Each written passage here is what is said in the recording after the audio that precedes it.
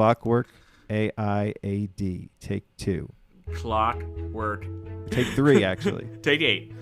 This episode of the Sons of CPAs is sponsored by Clockwork, the most refreshing FP&A platform for QuickBooks Online and Xero companies. Ackerman with the acronyms. Why do you say FP&A? Can you please? I don't know what it means. Financial planning and analysis. Sounds like now, something a lot I do. Of us accountants sounds like a lot of us accountants hear the words FP&A, and we honestly have no idea. Clockwork makes financial modeling easy.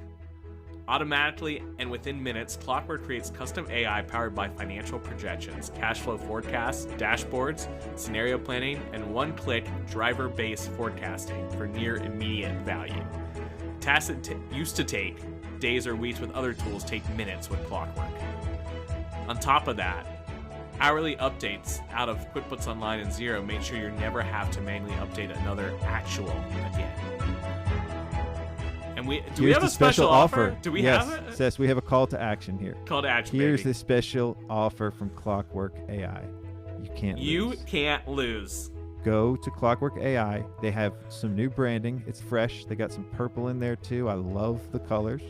Start a free trial. You're a branding guru. Like your colors, branding. I love it. Colors, numbers, and sometimes letters. Start a free trial.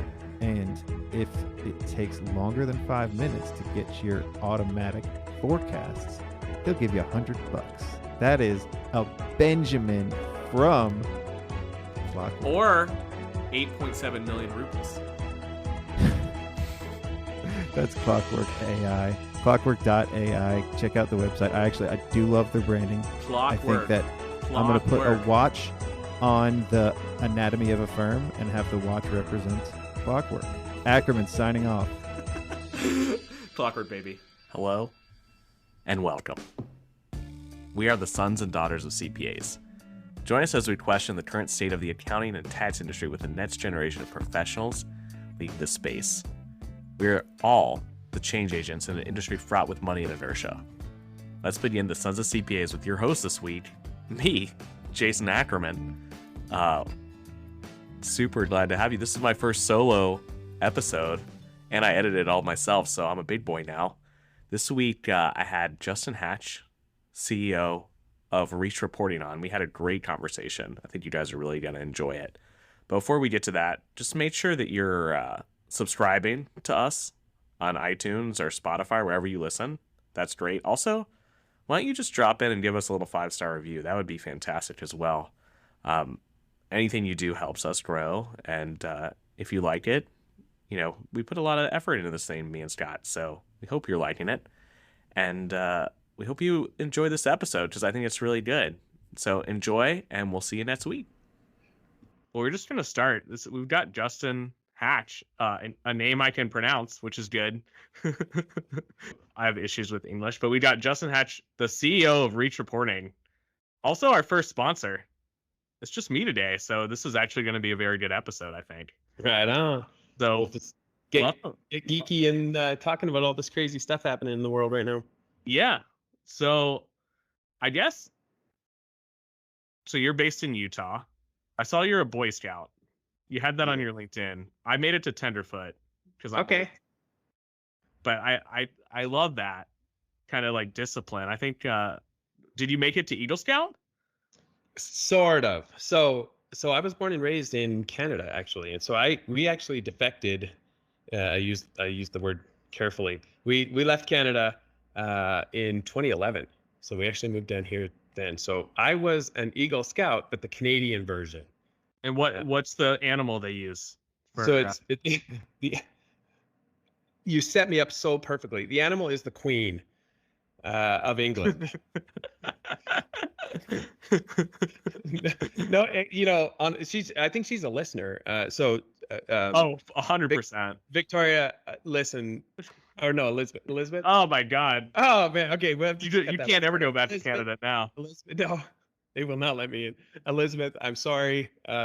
We don't think you're an animal, but thank you for allowing me to have that award when I was a young boy.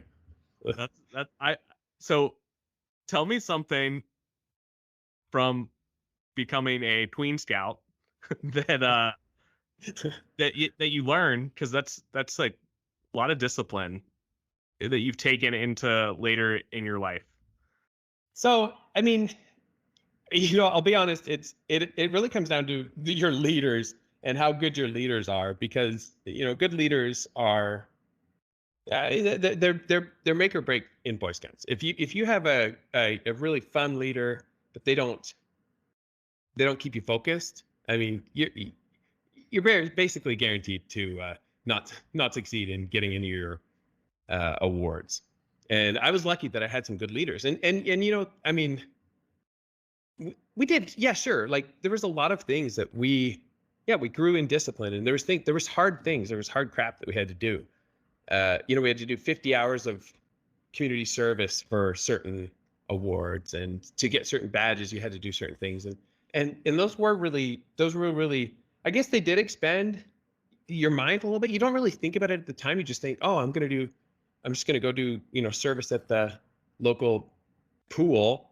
But then I guess, yeah, there are a bunch of things you pick up along the way, and it is a cool experience. You meet a whole bunch of cool people, and Well, so yeah, it's interesting because whenever you hear, successful people, there's always somebody in their life who kind of got them going in the direction that led them to success. And it sounds like, what you're saying with having a great leader at the Boy Scouts, like if you don't have a good leader, you're like me, you make it to tenderfoot and you get out of there. right, Or and then you find, so it's often like a teacher in high school, or maybe your first boss that really like leads you the way down your career path. Yeah, I don't even think I really realized it, but I mean, really have to have someone that has the vision of what could be, because our Eagle award is broken into two chunks. It's broken into Chief Scout and then Queen's Venture. So you kind of move into like the teenagers and you become a venture. And what was cool is we had leaders that were like, hey, you could have this, you could accomplish this thing. So they created this picture in our little tiny brains where we were so ignorant. We weren't dumb, we were smart kids, but we were ignorant of what was possible. And so once they opened our eyes to what was possible, it enabled us to be super motivated. I mean, I've seen that throughout my life a million times, where if I have a good why, I can make mountains move. But if I don't have a good why, I won't even get out of bed for it. Like there's got to be a reason why I'm doing that thing, whatever it is. And once I find that why, then I'm so much more motivated to get there, to accomplish it. So why reporting? Yeah. Oh, okay. So this actually does have a genesis story. I did. Yeah, I did. This does have a genesis story. So I was in Canada. I was running a business, a small business, a construction business. There was a great big flood that happened about 2 or 3 years after we got married. And so where in Canada are you at this time? Up in Edmonton. Oh, Edmonton.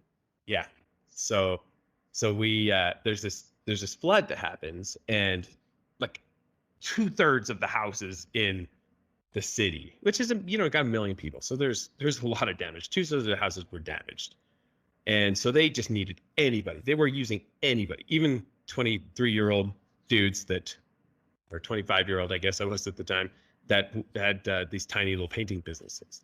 And so I had to hire as fast as I could, and we learned on the job, and we were just getting people back in their homes. We were, getting them started. So after that, business was had run its course. We kept it going for 3 or 4 or 5 years, but I eventually went into oil and gas. And this company, they had me there for 4 years, and then they sent me down to the U.S. So I was down here in the U.S. I had unlimited money, not for me personally, but for the company. I wish it was for me personally. That wasn't the case. I had this unlimited money that I could spend on whatever softwares I wanted to get. And they wanted us to open up a new ERP. And I say unlimited, but I mean, they would say something like, oh, your budget is, like, try to keep it under $250,000. Like, oh, okay, like I can really work with a lot with that budget.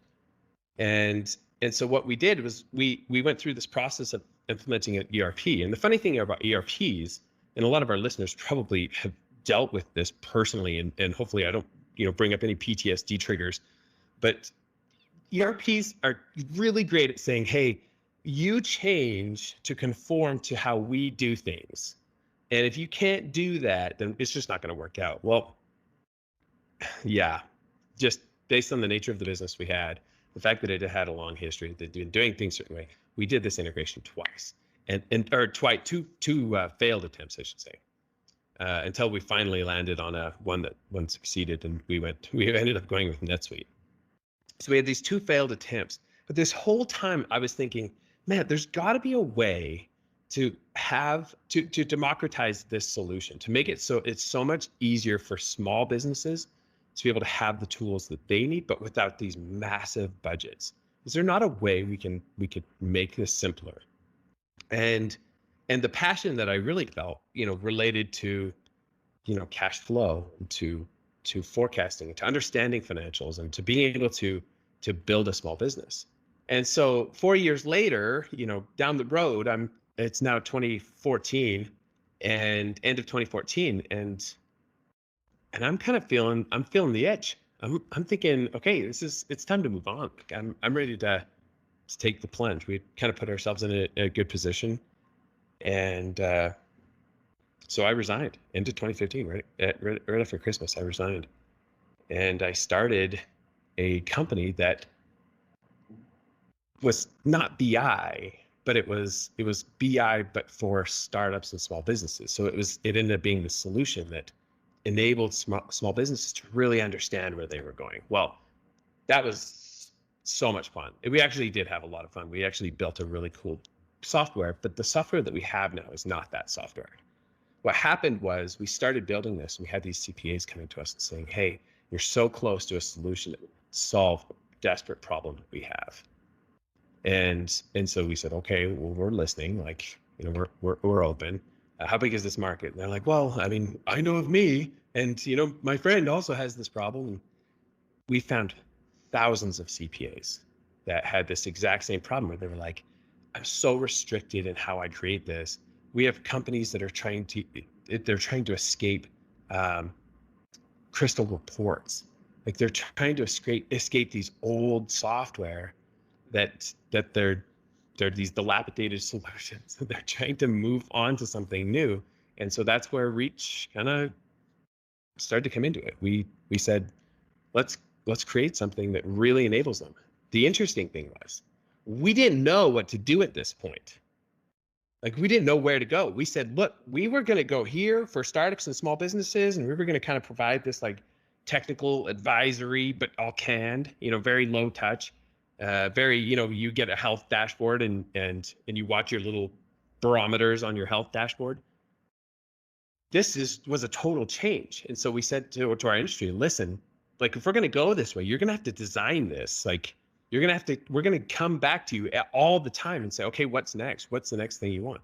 And so that's how we built Reach. And that's, I think, the reason that it's so successful is because it wasn't designed by me. It wasn't designed by our IT team or the best way to build the UX. It was literally designed by these accountants out in the field who are in the trenches, who need to have a solution that they can really use, and it works every time.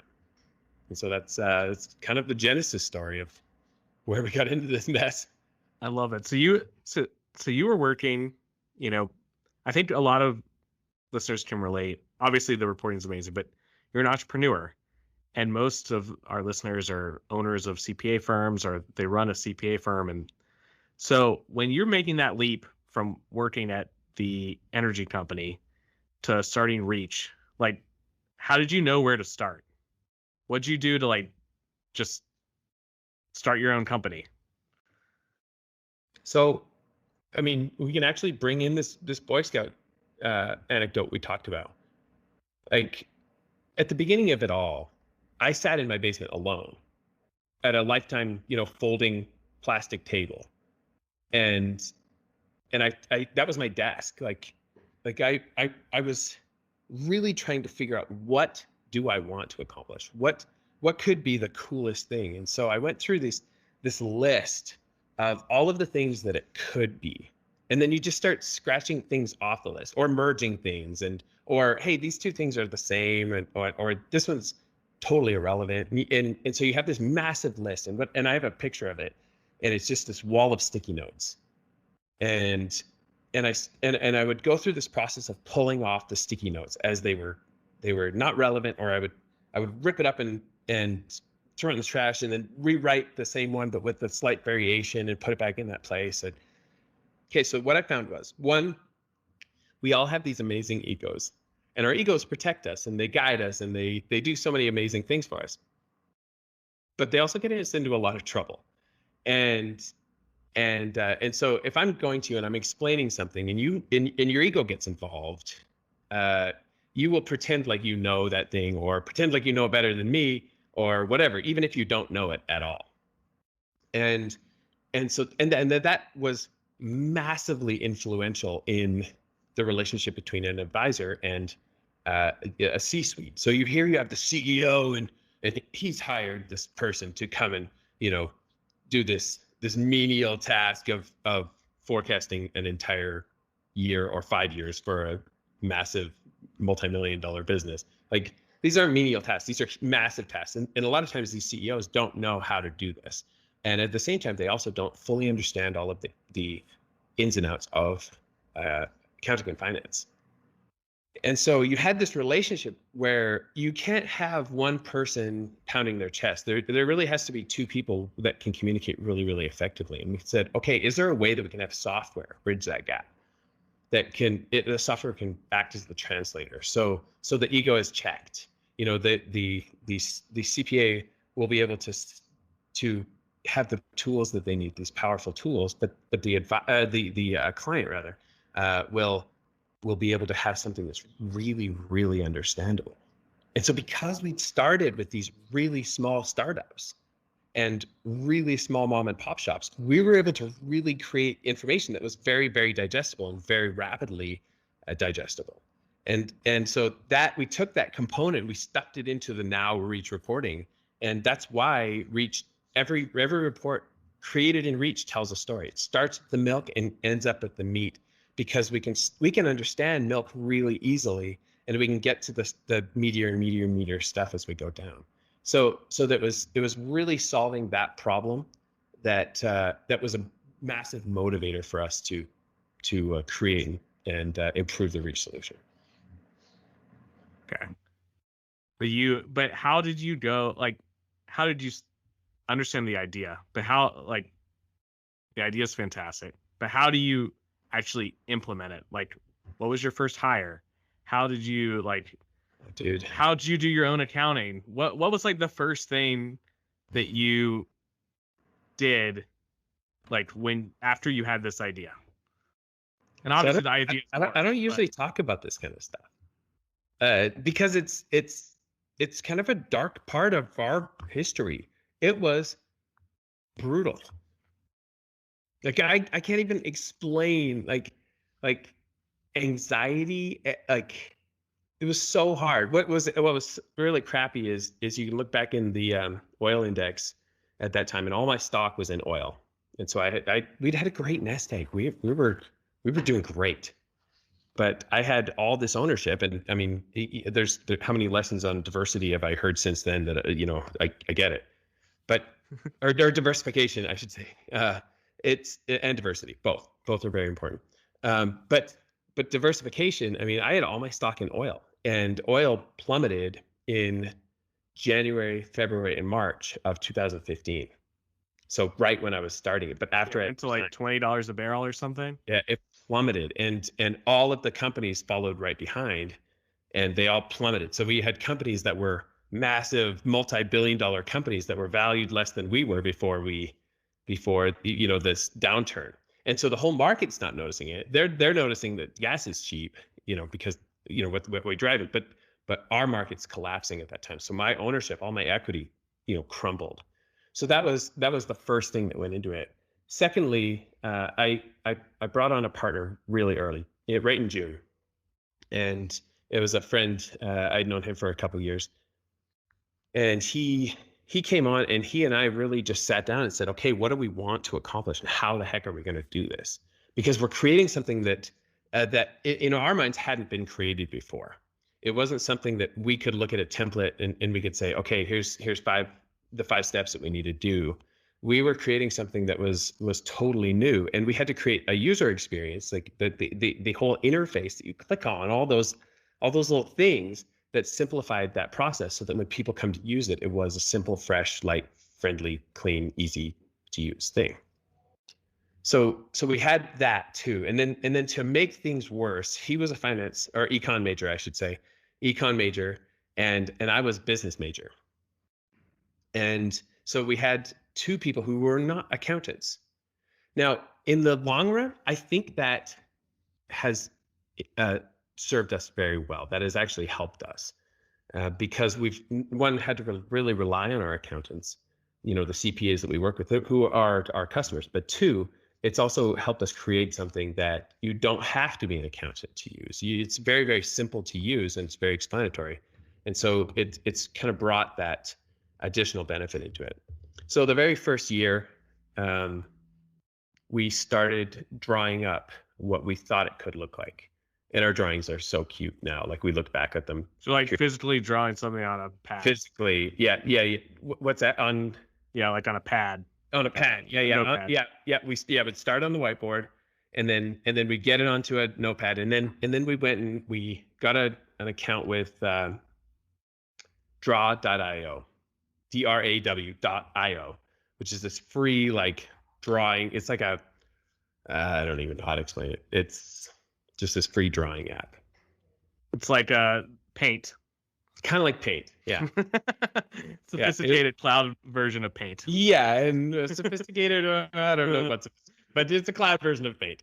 And so we got this draw.io, and we started just sketching up wireframes of what we wanted the pages to look like. And then we went and we hired this group, and they were here local, and they worked with overseas developers, and they said, oh yeah, we will help you build this, and we'll help you build this, and after 4, 5, 6 months, we'd spent $60,000 with them, which is money we didn't have, and we had nothing to show for it, like not a line of code. The whole time they were building these things, and they were like, okay, is it more like this, or is it like this? We were working with them every day, and so they were building stuff, but by the end of it, it was just it was spaghetti code. It just was trash. It didn't work. So, I mean, talk about an obstacle and a punch to the gut. I mean, you're already struggling, and it's your last 60 grand. So it's just you and your buddy at this time, and Ryan, yeah, my still current business partner. And so where'd you get the $60,000 from? So we still had a little bit of equity in the stock. I had it was beg, borrow, and steal. So we searched for it. I would sell this here, and we'd have a tax return come, and that would have this much on it, and I mean, it was just anywhere we could find it is where we got it, and so it wasn't even us that was costing money. It was these developers, and we got nothing for it, but we got this vast experience, an experience that you can't. Those literally cost so much money because they're experiences where you have this opportunity cost, you have the literal actual cost, you have all the time and effort and energy that you put into this. Like they hurt. I mean, if you're down on the ground, this is the kick to the ribs while you're down. And we don't talk about that very often. We don't talk about those early years. So when you got at the end of that, like, where'd you get the with nothing? Quit? Same thing. Beg, borrow, and steal. And we were lucky because we didn't have debt, so to speak. We were able to kind of do it with the money we could find.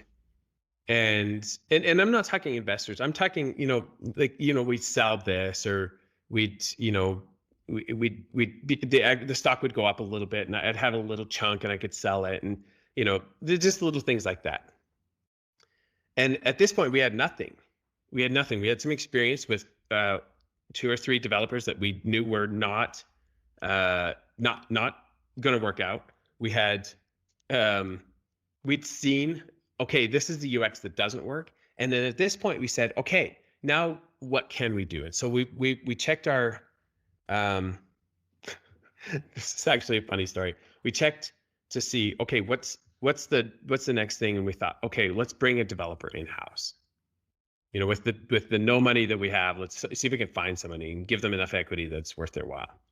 And I at the time was working with some young single adults, and there was a big group of them, and I went to one of the guys who was in school to become a coder, and I said, are you interested in the job? He said, no, I still got a couple of years of school. I said, okay. I said, do you know anybody that would be interested? And he said, oh, let me think about it. I said, here's the guy. This if we could get this guy, super smart, like I don't care what his social intentions are or his abilities socially. I need somebody who's a really, really good coder. He's like, oh, you mean like the guy that the professors ask for help when they can't figure out a problem? I said, yeah, that guy. And he turns around and he points at a dude sitting behind him. And this guy was just like sitting there, head down, not really interested in visiting with his neighbors. And I said, he's the guy, huh? He said, he's absolutely the guy. He's the guy who, when he was younger, he would be coding, and the only way his parents could get through to him if he ever did something wrong would be to punish him by not letting him code. And that was his real only punishment. So we brought him on immediately. He was just graduating school. Wait, what was the sell to this guy? Because you're basically, you're not gonna get any money, you're gonna get equity, but you get to code all day. Yeah, seriously. And he was stupid enough to take it. And he was stupid enough to take it. I mean, it has paid out in spades for him. And is he still working? Oh yeah. He's still running Point for us. He's still running Point. Yeah. So it was this really rad experience, and he's a phenomenal developer and a phenomenal human. He just his personality is just sensational, and so he enabled us to start now saying, okay, we're going to take this design, and can you help us get this into a software? Well, he didn't know anything about the business world. He didn't know a thing about accounting. So we all learned together. We said, okay, we're going to figure this out. We're going to figure out how to integrate with QuickBooks. And then we got QuickBooks Online, and then people would come to us and say, okay, desktop's next. We need desktop. And we were like, okay, where's their online API? And they're like, oh, no. Like, they don't have an online API. They have this brutal connector that you got to work with. And so we learned how to connect with that. And then it was Xero. And then it was they were asking for consolidations. And then they were asking for eliminations. And then it became this process where now we have this reporting software that is getting good. Like, we're a couple years in with Andy. Now we have this reporting software that's actually starting to work. And we did have a couple of gems at the beginning of clients. I will say this honestly, like we said to them, we will give you anything. We're desperate here. They knew it. They knew we were young. They knew we were growing, and they looked at our software and they saw some real potential, and they helped us. They helped us in a big way. They gave us a little bit of income so that we were able to feed ourselves to keep the business going. I guess I have nothing bad to say about Xero because they've exceeded my expectations in a lot of ways. And a big thing is it's intuitive for your clients to learn. So it's a lot harder to mess up a Xero file than it is to mess up a QuickBooks file, for instance. Like, you can really screw up a QuickBooks file. QuickBooks is, we're going to go there. QuickBooks is abuser friendly. It's too user friendly. I love that abuser friendly. So, I've never met a client who switched from QuickBooks that wants to go back to QuickBooks after using Xero. Never. The biggest downside sometimes is they've never heard of it, So they have their own preconceived notions on what it would be. But once they start learning more, they realize, wow, like there's other ways to do this, and this could actually be clean and easy. I just thought I'd be resigned to put up with that stuff. There's a lot of little things in Xero that make it beautiful. They say beautiful accounting software, and I've used that term and just to describe Xero because it's simple, it's clean, and also I love the color blue. I've got an affinity for the color blue. Beautiful technology. If you heard somebody describe technology as beautiful, what do you think of that? I think user friendly. Beauty to me means user friendly. Like when people say beautiful, like easy to use, like it's intuitive on the screen. You know how to. No pun intended. Intuitive. Exactly. I know. I use intuitive to describe Xero all the time. Yet QuickBooks is Intuit, and it's the opposite of intuitive. So, and beauty's in the eye of the beholder. Whatever your vision of beauty is, I feel like Xero can fit into that because they're so clean and simple that it makes them more versatile. It's just a feeling. It's like an art. We just had Ron Baker on, and we were talking about the art of business, and I think Xero has the art of GL, the art of accounting. The art of accounting. Go to Xero.com. Just do it. It's It'll like a be genie. magic. Go to Xero.com. Don't just take our word for it. Go to Xero.com and Go throw to your hands in the air and yell Xero.com. "Sons of CPAs" with an S. Okay. And- So your first hire is a coder. Who's your next hire after that? So this is funny. So as soon as there's a little bit of money, we were like, okay, now let's hire a senior developer because this guy was right out of school, right? So if this guy can code the way he can code, let's hire a senior developer. And So what? So this guy's coding. What are you and your other partner, like? What are you guys doing at this time? yeah, so this was the perfect little team because my job was money, of course, making sure everybody got paid and making sure that we had money coming in and making sure that we had money coming in from the various channels, from investors or, friends, family, and fools is what it was at first. And then of course from sales, as soon as we could sell, we would go out and so I spent all my time doing that. Ryan, he spent all his time managing Andy. So that doesn't seem like it would be a lot, but it was a massive amount because what it was is developing out what the software would be like next and next and next and next. And so Andy would, be chugging along and always catching up. And so he was always focused on making sure that there was tons of work to do and that we were really targeting the specific needs of our clients. So that's kind of what we were all doing, as we were panicking to keep this business So at what point do you get, like, who outside are you relying on? Is it your CPA? Is there a tool that you're using? Like, how are you using an outside person to help you kind of CFO level stuff for you? Right. It was anybody we could find. So I had a friend who was a CPA and then became a CFO of a huge business. And so I would call him, be like, hey, can you help me with this? I've Googled everywhere. I can't figure out how to solve this problem. Can you help me? And so it was people like that, that were enormously helpful. Then it was our customers, our clients, which are our professional CPAs. I mean, they're doing outsourced accounting services for massive firms. I mean, these guys are legit. And so we would call them and say, okay, hey, what would you do in this situation? And how would you approach this? And how do we address this thing? And, wait, this is the debit here, but it's a credit over here. What the heck is a contract? Like that kind of stuff. Like the stuff that makes anybody who's not an accountant crazy because they can't figure out quite what it is. We would go to our clients and we would ask them about it. And we still had these friends that we worked with. And then as we slowly got bigger and bigger, we would create connections where we had other additional resources that could really help us.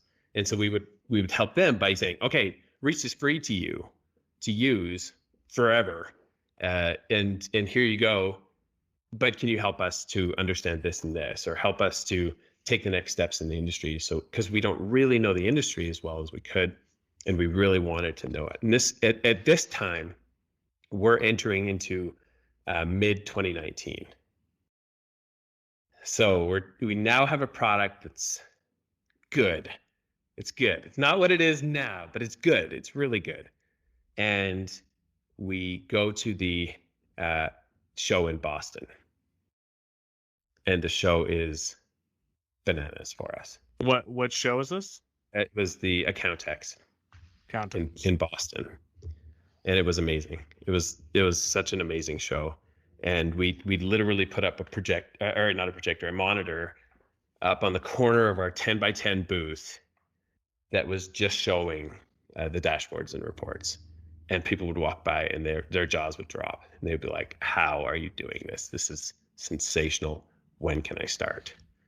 And it was really then that we started to make our real first revenue. The stuff prior to that was like, it was more of us doing a service for somebody where we were, building stuff for them. But at that point, we now had customers that were coming that didn't want to talk to us. They just wanted to use our solution. And that was the coolest thing ever. It was the coolest thing ever. So you start getting customers. Now now you've, customers have needs and support. What is your thought? Like, what were you thinking then about growing the business? Like, what were you internally making sure that you did to grow the company and make sure that the customers were happy? That's a really good question. I believe in following a recipe, and the recipe, determines the output. If I'm following a recipe for pitas, I'm gonna get pitas, and if I'm following a recipe for couscous or whatever, I'm gonna get. Sounds like you had Israeli food recently, dude. And if I'm gonna get some hummus, yes. If I'm gonna get some hummus, man. So I read this book called Exponential Organizations, and it was talking about affecting 1 billion lives. And it's talking about this university that they have where they coach people on how to come close to that. And this book, and so it really resonated with me. And I thought, okay, how do I create something that can really, really affect people? And so I follow a recipe. It has to be SaaS. It has to be some scalable thing that doesn't require me to manually create something. Because we wanted something exponential. We wanted something that can really change the world. It has to be something where people can make money on, where they can come and they can actually be more profitable or literally make money right in that app. So it has to be like an Uber, an Airbnb, a VRBO, something where they can contribute something, and that can actually become a marketplace for them, where they can make more money there. And it has to be something that is really easy to use and very, very scalable. So when I create one thing, I have to be able to use it anywhere. And so we followed that recipe, and we said, okay, every time we had an option to be able to do this or do that, even sometimes when it was very enticing, when it seemed like it would be a really great lifestyle business, there was a lot of times we turned down opportunities because we realized that it wasn't going in the direction that we really wanted to go. We wanted to create something that was going to change the world of small business. And what's been interesting is it's not small business. We're talking all of small business and a ton of medium-sized businesses. And so we've created a solution now that can be used by anybody. And it was because these accountants would come to us and say, no, it has to be able to do this, because if it can't do this, then it won't be able to do that or whatever. And we were obsessed, absolutely obsessed with keeping it simple. And that took way, way more time. But it was a requirement for us. We were obsessed with the user experience being really, really light, really friendly, really almost fun to use. So let me ask you so let's turn this around to accounting firms. So you said, exponential. How do you think like an accounting firm can kind of set themselves up with those same philosophies and goals?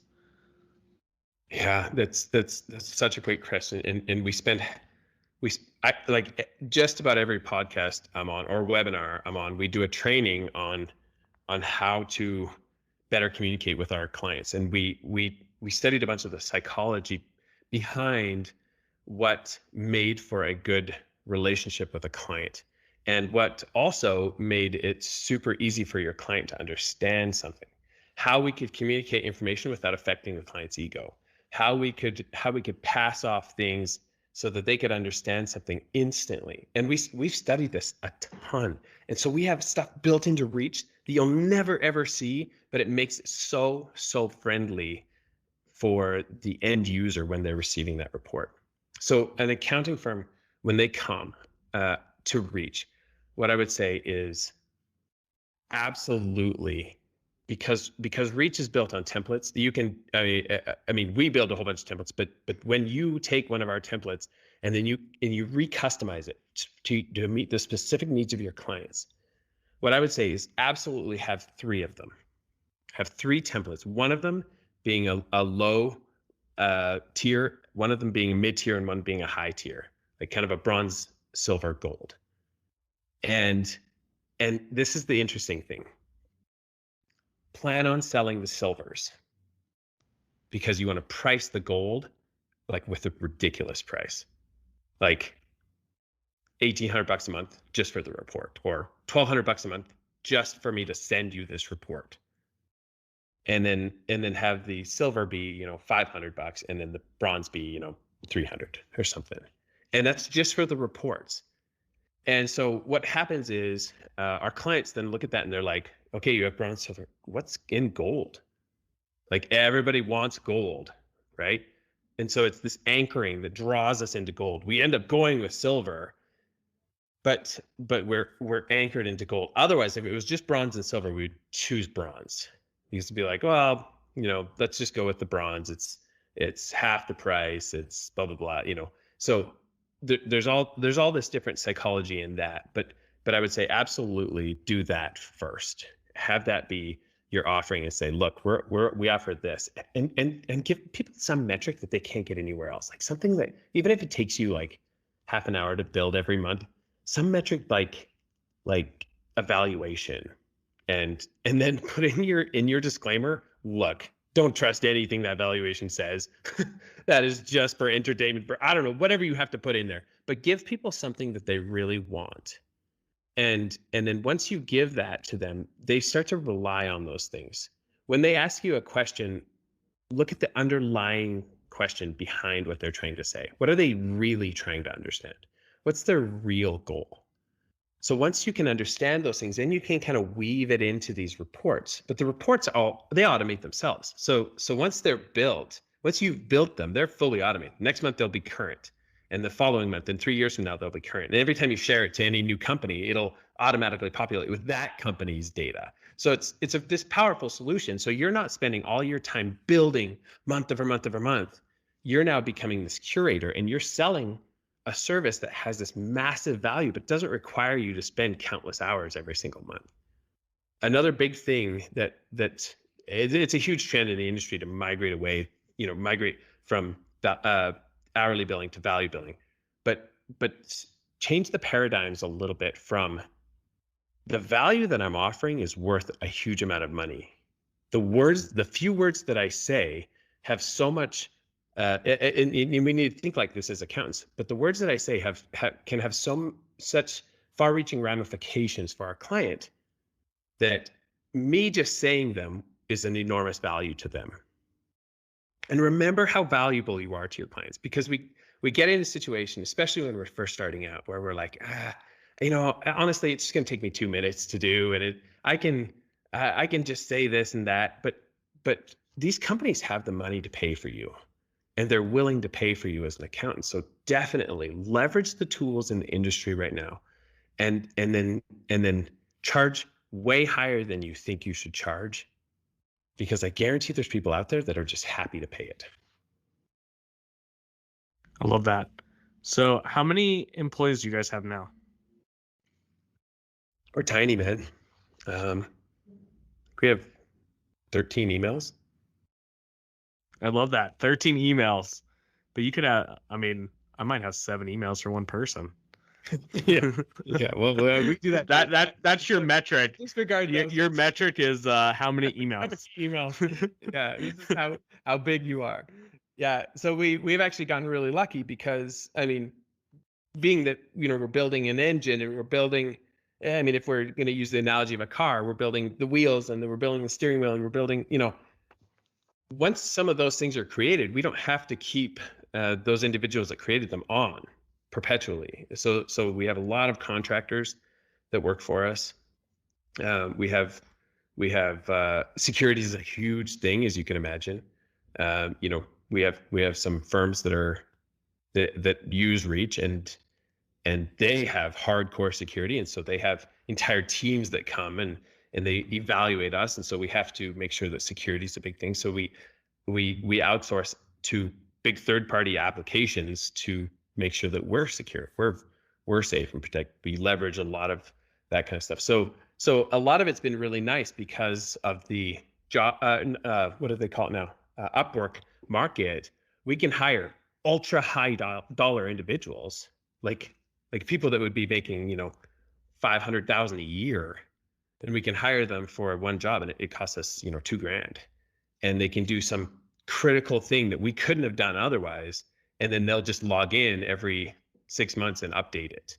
So it becomes this powerful way to really build out the solution, but while maintaining our very critical security requirements.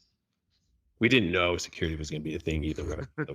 We kind of knew. We thought, we'll just have, our password. Do you have to do a SOC audit? Yeah, we have to do all of that. So I'm assuming you have a CPA now that does your tax returns, probably an audit, a bunch of stuff. Yeah. What, when you were hiring them, what were you looking for in a CPA?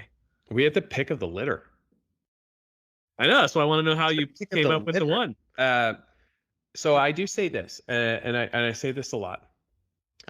Creativity is one of the things I hire for first, and I don't mean that with just my CPAs. I mean that with anybody. Creativity is critical, and if you're not being creative, I think you're leaving stuff on the table. I think there's more you can offer because you know something that nobody else knows.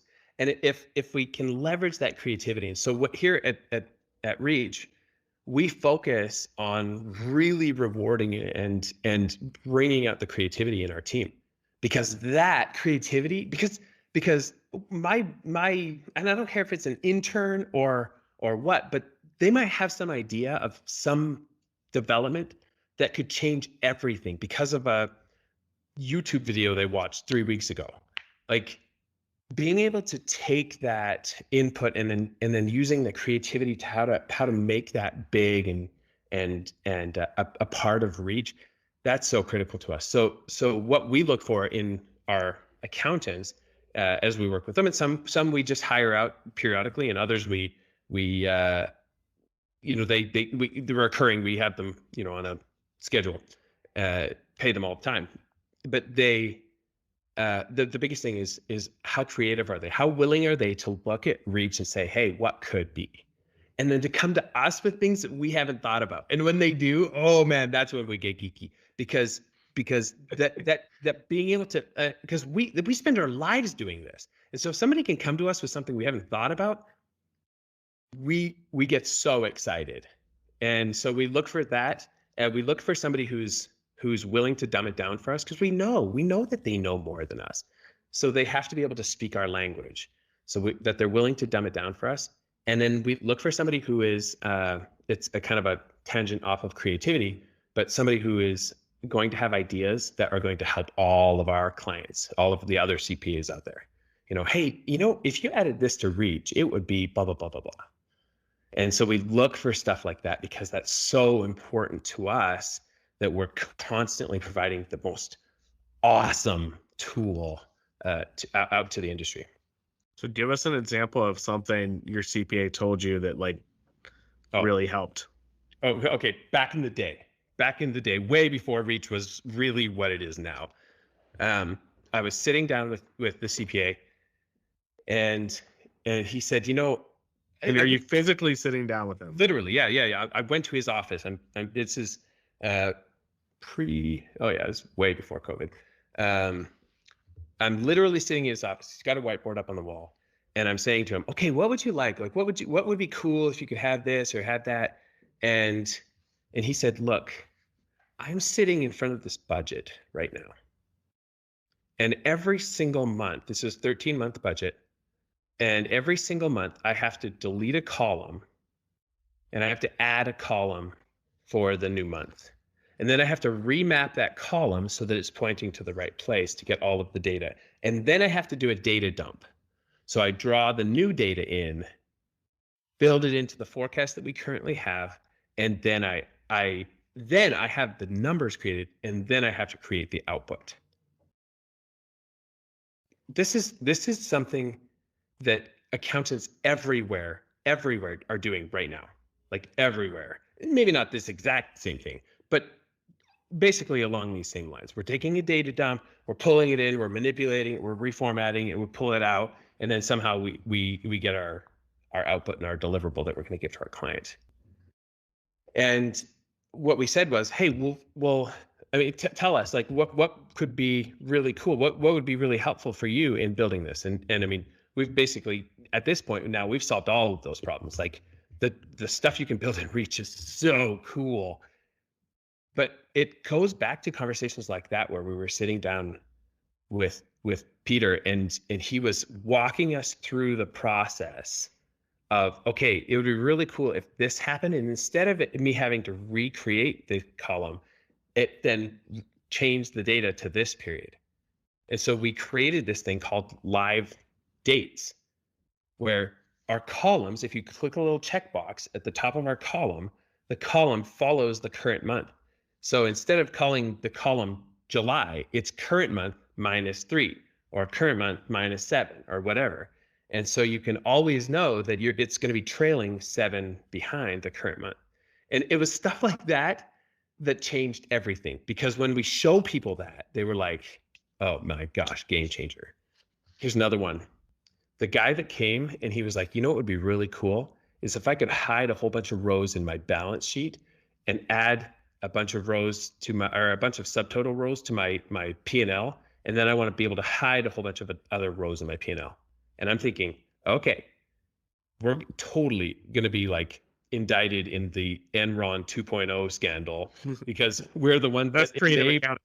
that was creative accounting. So this guy came to us and we were like, haha, like, he's like, I'm not kidding. Like, this would be amazing for us.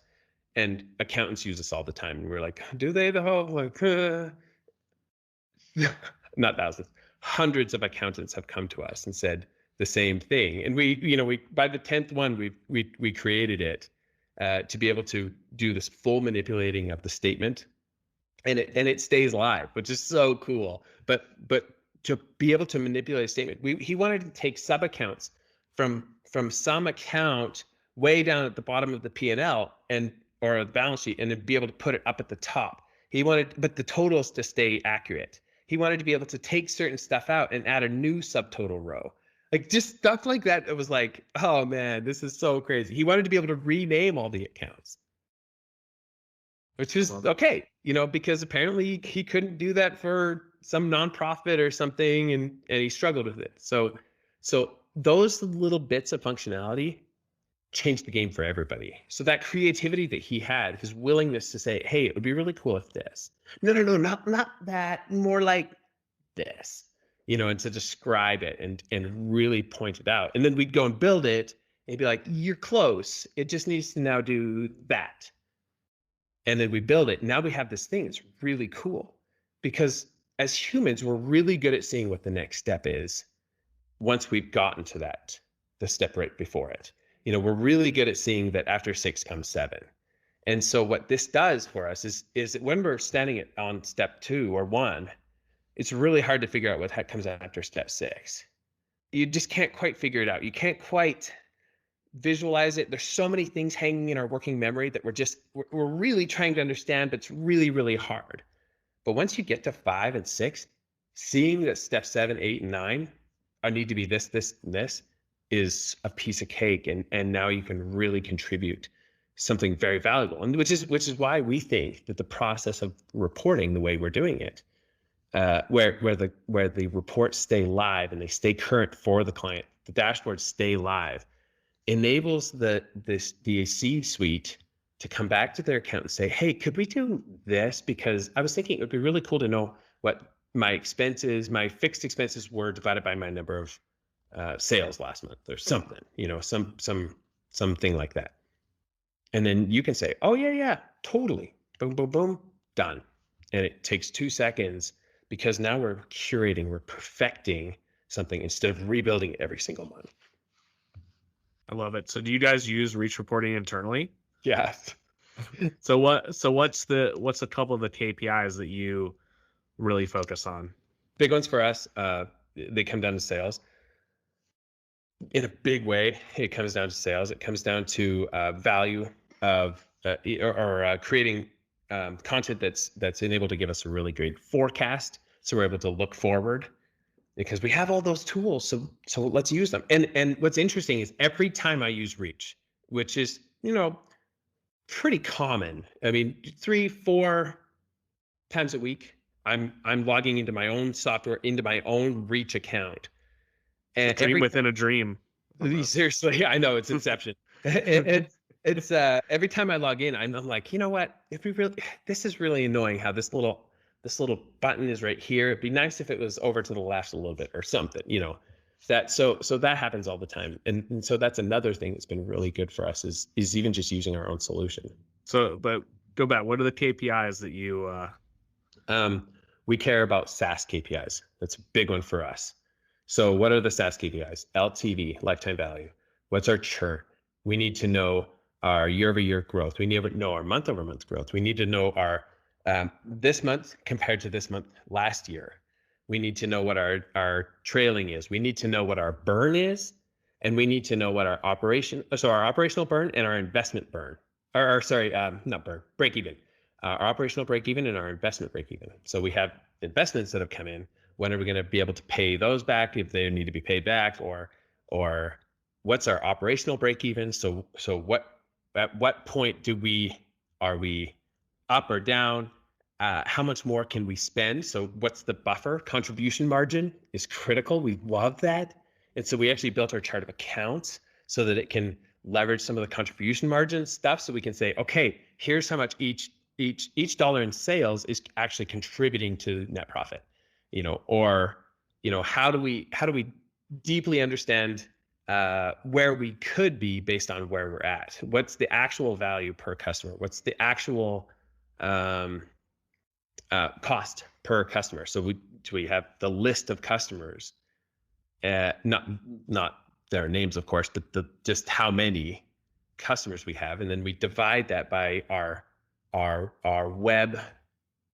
It's 2 or 3 accounts. I can't remember what they're called right now. Anyway, basically our web expenses. So, because we have subscriptions for massive subscriptions that cost them fortune, right? like we have a user come in and they use it more this month than last. Our subscription costs go up. So how do we observe that and trend that over time and see, okay, what's causing this? And so there's a lot of that kind of stuff that we get geeky with, and because we're growing so rapidly, we have a lot of interested investors, or acquirers. We have a lot of companies trying to acquire Reach, and so we also have a lot of metrics that are very specific to pitching, and because we can now we can pull in this non-financial information and this financial information, kind of squish them together into something really cool that an investor would geek out on. So your investors, what are they most interested in from a financial standpoint? Like what's the number one thing they ask you? You want to hear something hilarious? We have dozens of investors, and I've had two of them, but one of them was a friend. But 2 of them asked to see the financials. So what do they ask to see? They want to see growth. So they just want to know the number all of they care about. customers. And honestly, they're trusting me at face value on a lot of that too. I mean, I'll happily show them. And we believe firmly in integrity. You know, that what we show, what we say is what you get. Or the under promise over deliver methodology. We believe in that deeply to our core, but we have so few people that actually want to see the numbers. They want to hear, okay, what's your growth? What's your plans with this industry? When do you want to exit? And I'm like, never. I want to stay with the company forever and build it into we have a vision for this that's really exciting. And so we want to stick around for a while. You know, it'd be interesting for Reach. Here's my $1 trillion idea. Okay, I'm ready. You have an investor view. So, you know, you're using Reach. Way ahead of you, man. Way ahead. You already have that? Way ahead of you. Dude, how cool is it though? You've already solved it. You already solved it. We have private equity companies, so that's going to be our next CPAs. Private equity is because they go crazy for this stuff. But the interesting thing about private equity is you have to request the financials today, but then you have to request them at the end of the month. It takes like 6 months to do a big PE deal. You have to request them at the end of every month. You have to request these updates. You're getting new data all the time. Well, what Reach enables is you never have to request anything ever again. You get permissions to log into this thing. Off you go. I love that. So we have some rad stuff that we're doing there. That's not in it. That's not there yet, but that's in the future. I mean, you could do it. You can do it, and we have several companies that are doing it. But the way they're doing it is more through the dashboards and reports. So they'll have a dashboard that they use internally, and then when they have a client that or somebody that they're looking to invest in, they'll share that dashboard with them, and it'll automatically populate with all of their metrics. So you can build go no go charts, like where it's like don't invest, or yes invest, or at least this is going the direction you want it to go, because it's able to give you exactly what you want. In fact, a lot of our accountants build a dashboard just for themselves so that they can see exactly what's happening in the business, but they're not having to look through the rose-colored glasses of what a lot of the other reports look like. They're able to get right to the meat because they can see and understand that immediately. I love it. Isn't that cool? It's exciting. It's so much fun. Yeah. Made reporting How do you make reporting? I mean, you just made reporting so sexy. Like, I'm ready. I'm ready to freaking jump out of my desk and do some reporting. Let's go. Oh, funny. Yeah, it is. It really is fun. But I mean, there's this. I mean, we think the pandemic is bad. There's a real pandemic happening, and it's the fact that people have no idea what's happening in their business, and that's way worse than COVID. Honestly, like, Yeah. it's so funny because most small businesses, they manage off of the bank account. Maybe. I mean, there's so many businesses that couldn't even go to Reach reporting because they don't have like the basic accounting system in place. It's totally. Yeah. It's mind-boggling, the stuff that we see. But I love it. Okay, last question, because you're a busy CEO and you have other things to do other than chat with me. I'm guessing. I mean, I don't know. No, this is the best part of my day. This is it, baby. All right. You kind of talked about, you got a vision for Reach. Where do you think, like, what's going to be the next innovation in the accounting space for just in general? I wasn't expecting this question. We think about this constantly. We whiteboard about this constantly, where we will hear, certain trends or people saying certain things, and we will go up to those dang whiteboards and revise our projections and plans based off of that. So there's some rad stuff coming.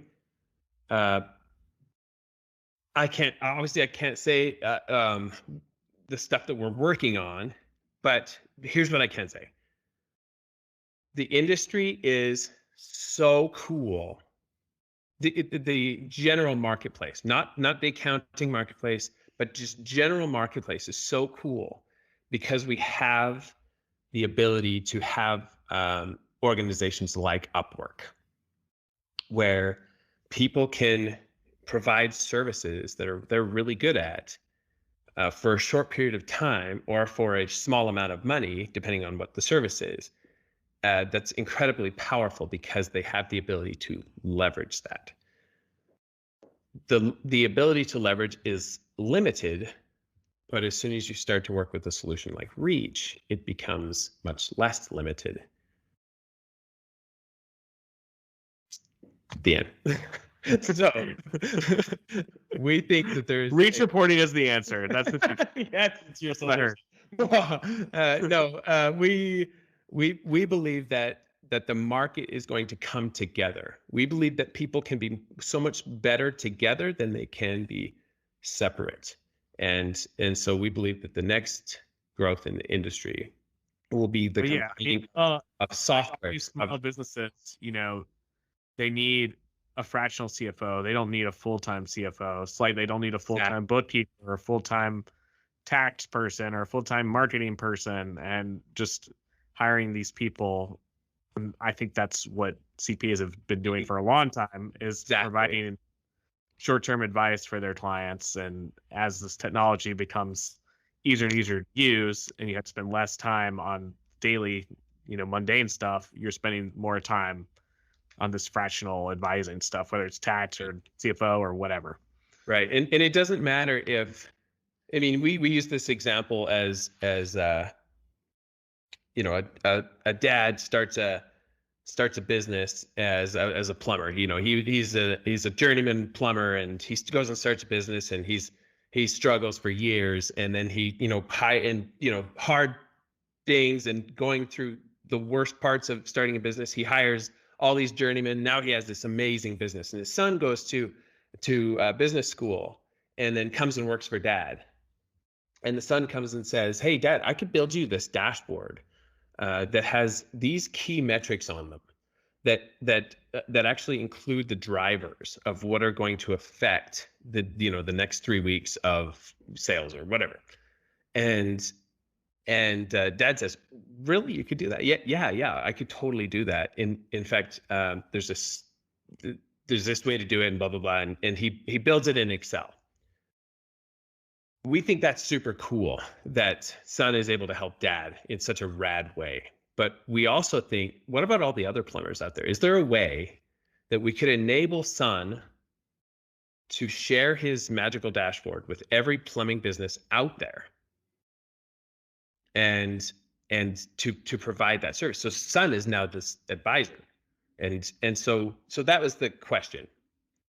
Ultimately, what it comes down to is we have accountants that are really good at managing the finances of gyms, of restaurants, of this, that, and the other. And what's happening in the industry that's so fascinating is now I can be in my tiny small town where there's only 4 other businesses, but I can service. That's a really small town. I know, that would be a really small town, but I can service businesses anywhere in the world. And now I can start specializing in what I'm really good at. And I can just hone in on that skill, but provide something ultra valuable for these individuals. And I can, using the tools of the industry and Reach reporting, you can duplicate that process and with any of your different audiences. So you can kind of see how step 6, and then you can see where step 7 is. Well, I'm excited because reporting is great, but like you said, the small bit, it's like, how am I doing? Like, if I'm a State Farm agent, there's 1,000 State Farm agents. How can I get a metric to see how I'm doing compared to them? But it's not just as easy as that, because you're in different stages of your life as a State Farm agent. If you're just beginning, where should you be compared to later? And there's it's complicated. Yeah. So having a software that can kind of like figure out those things and tell you, like, yeah, compared to like similar State Farm agents, you're doing great. Here's some things that you can work on.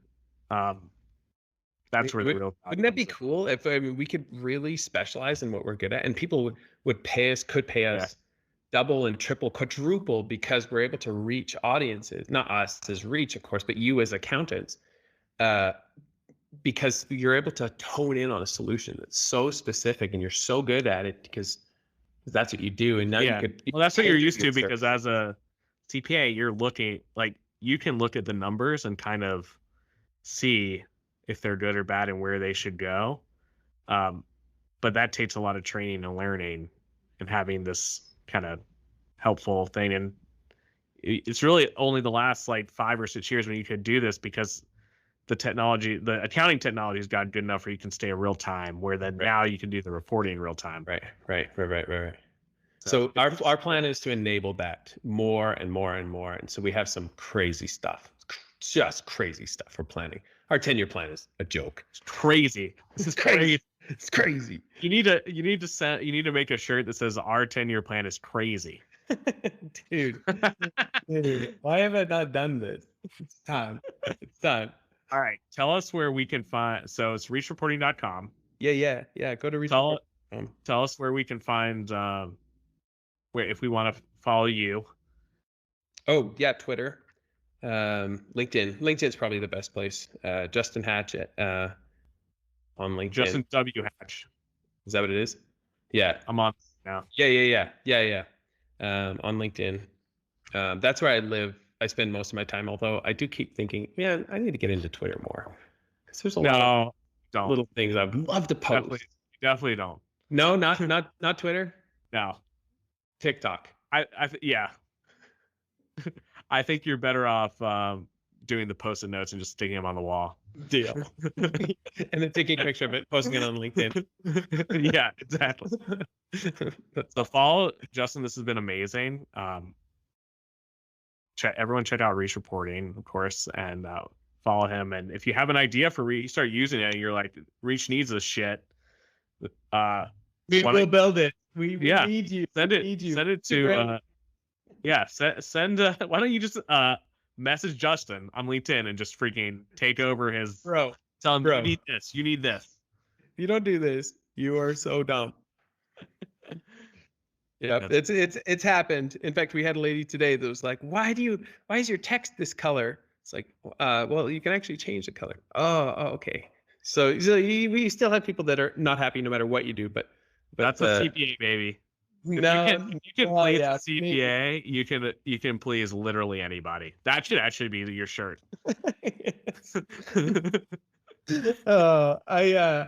I never, in those days when you're planning to, be a firefighter or a policeman or a doctor, when there's really only 3 options for a career. I was an astronaut. You kind of reached. Oh yeah. Okay. I was going high, but yeah. So that was 7 years old. I was talking, 6 years old. Yeah.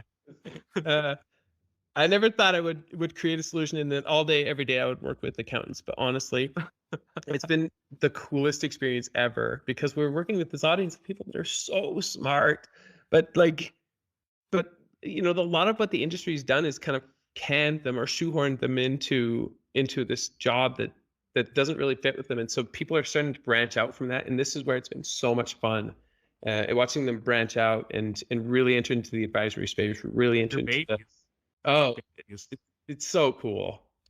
That's another shirt, Reach Reporting Baby. we've got a lot of t-shirts. All right, you got to go. Justin, this has been amazing. Thank you so much. It's been a blast. Love being on the show.